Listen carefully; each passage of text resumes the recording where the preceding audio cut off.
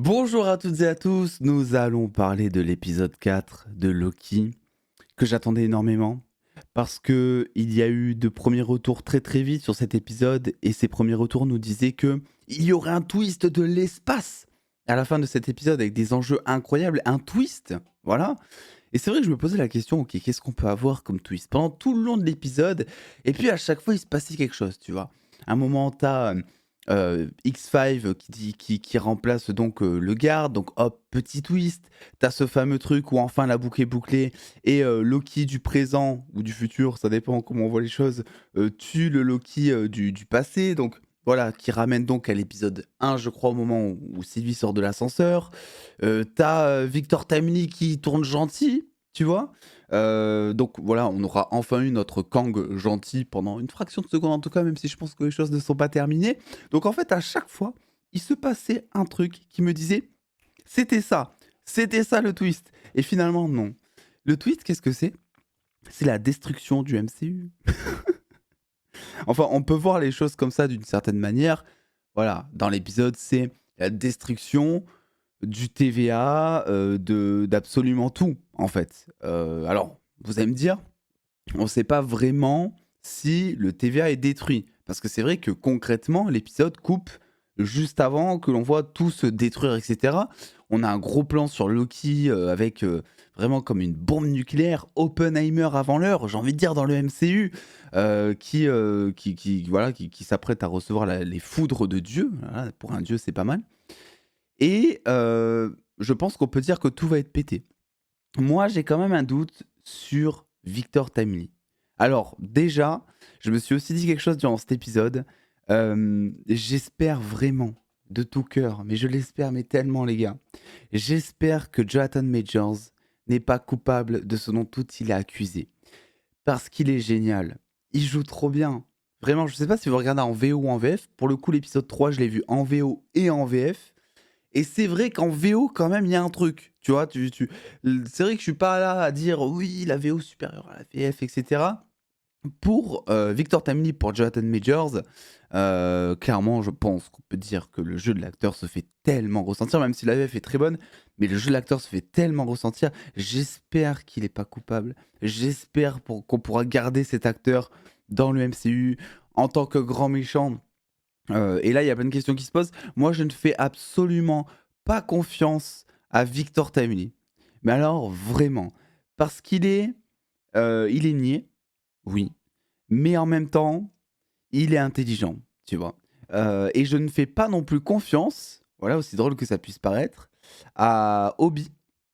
Voilà, Obi, je trouve que il y avait vachement un truc en plus ouais, de bromance, comme ils disent, tu sais, voilà, est-ce que c'est la poule ou l'œuf en premier, etc. Le serpent qui se prend la queue, voilà, comme quoi c'est Obi qui a écrit le manuel, sauf que pour Obi, c'est Victor Timely, enfin celui qui demeure, qui a conçu le manuel et tout.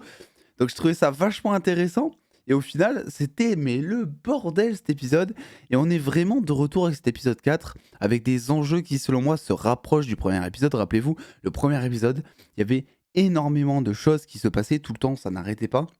Et là, c'est pareil, puisque chaque personnage, plutôt que de faire équipe commune comme c'était le cas durant les 3 premiers épisodes, eh bien là, vont servir leur propre but, quoi, tu vois. Ravonna Renslayer a totalement pété un plomb. Alors, on a aussi eu l'officialisation du fait que Ravonna Renslayer était euh, pas la conjointe, même si bon, ça coule un peu de source, mais plus le bras droit de celui qui demeure, qu'elle a eu ses souvenirs effacés, etc. Donc elle prend un seum gigantesque, quoi, tu vois. Oui, je viens d'inventer ce mot totalement.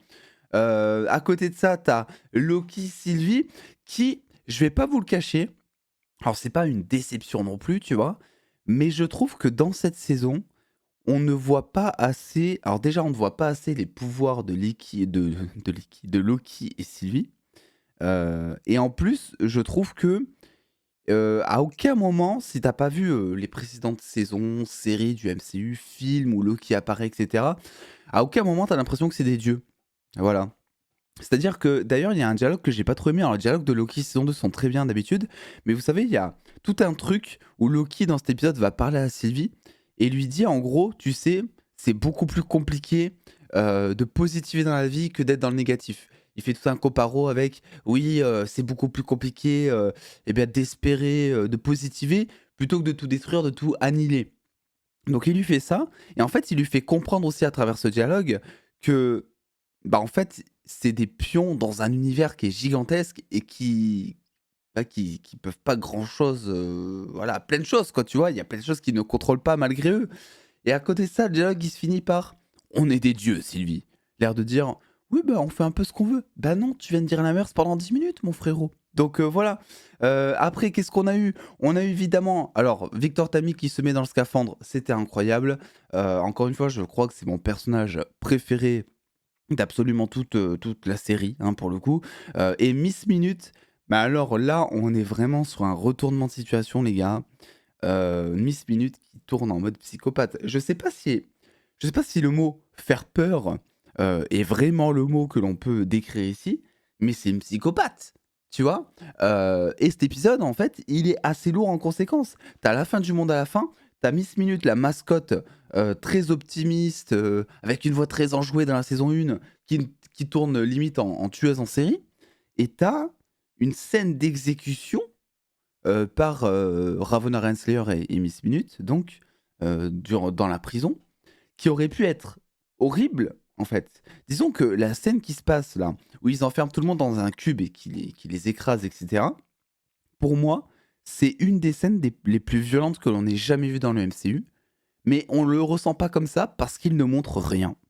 Voilà. Et encore, moi j'ai regardé l'épisode avec un casque, donc j'ai entendu, je sais pas si vous l'avez entendu, si vous avez vu sur haut-parleur ou quoi, j'ai entendu ouais, les gouttes de sang, tu sais, tu comprends avec le sound design, tu comprends qu'ils ont été écarquillés en charpie et tout, que voilà, tu vois, c'est de la viande maintenant.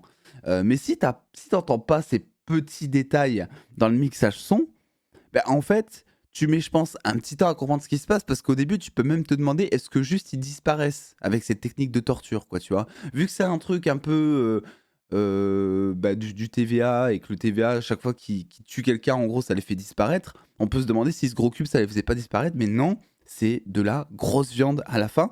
Et je trouve ça dommage qu'ils aient rien montré. Et ça veut pas dire évidemment montrer toute la viande, toute la bouillie et tout des corps, de la chair humaine, je sais pas trop quoi.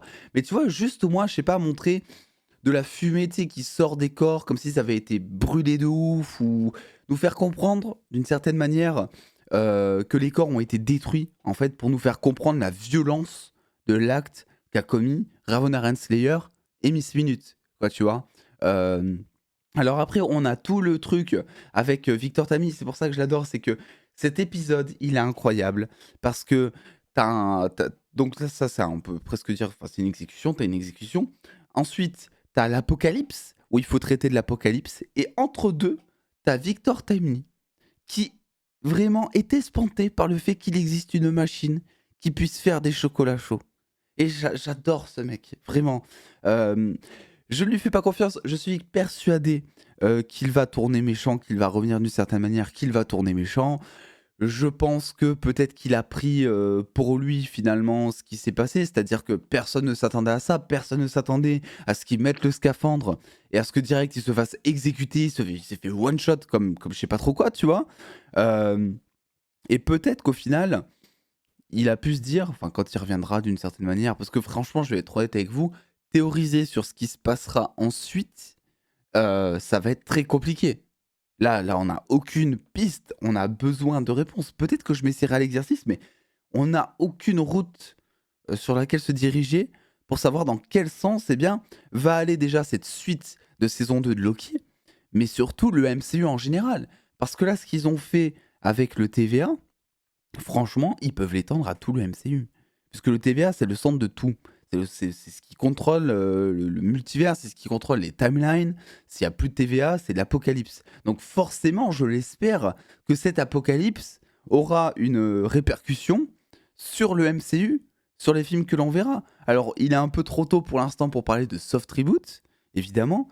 Mais en soi, t'aurais clairement pu soft reboot ton MCU juste avec cette scène, quoi, au bout d'un moment, tu vois, en te disant que voilà, toutes les branches ont été détruites. ou que tous les flux temporels se sont mélangés en un seul, créant ainsi le Battle World. Peut-être qu'on se dirige dans ce sens. Je suis en train de théoriser en même temps, c'est incroyable. Peut-être que finalement, il y aurait un Battle World à la fin de Loki saison 2.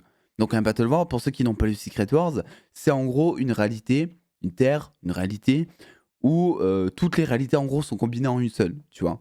On sait avec Secret Wars que c'est vers là qu'on se dirige, notamment, mais c'est totalement possible que le Battle World existe avant que Secret World arrive. Secret Wars, pas Secret World.